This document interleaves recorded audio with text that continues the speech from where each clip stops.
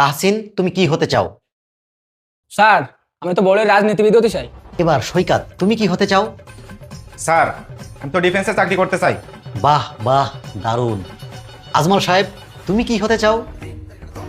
Sir, আমার বেশি কিছু ইচ্ছা না, ওই পড়াশোনা শেষ করে ইঞ্জিনিয়ার হতে চাই। আচ্ছা শাহিন, তুমি কি হতে চাও? স্যার, আমার ইচ্ছা মহিলা কলেজের হেডমাস্টার হবো স্যার।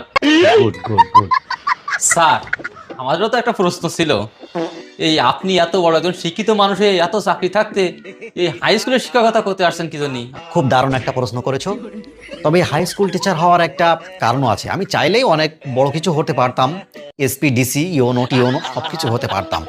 কিন্তু এর কারণটা হলো যে, তার আগে তোমরা বলো তো, বছরে কয়টা দিন? 365 দিন স্যার। 365 দিনের ভিতরে সরকারের নির্ধারিত ছুটি আছে 64 দিন। এটা ওখান থেকে বাদ দাও। 301 দিন স্যার। 301 দিন স্যার। বলো তো, বছরে শুক্রবার কয়টা, শনিবার কয়টা? তাহলে এই 301 থেকে এই 104 দিন মাইনাস করো। 197 দিন স্যার। রমজান এবং ঈদ মিলে 30 দিন। এবার 197 থেকে এই 30 বাদ দাও। 167 দিন স্যার। আচ্ছা, এক মাসে যেহেতু 30 দিন, তাহলে এই 167 রে এই 30 দিয়ে ভাগ দাও। 5 মাস 15 দিন স্যার।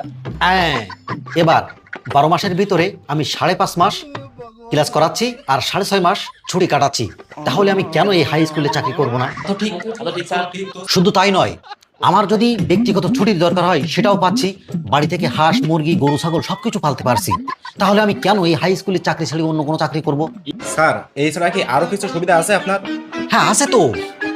আমার নিজের বাড়িতে থেকেও আমি বাড়ি ভাড়ার টাকা পাচ্ছি, বিভিন্ন ভাতা পাচ্ছি এবং চাকরির শেষে আবার পেনশনও পাবো। স্যার, আমরাও স্যার আপনার মতো হাই স্কুলে শিক্ষকতা করব স্যার। এতক্ষণ তোমাদের সঙ্গে কথা বলি যা বুঝলাম, এই কারণেই সঠিক হিসাব আর এই গোপন কথা সবার সাথে বলতে নেই।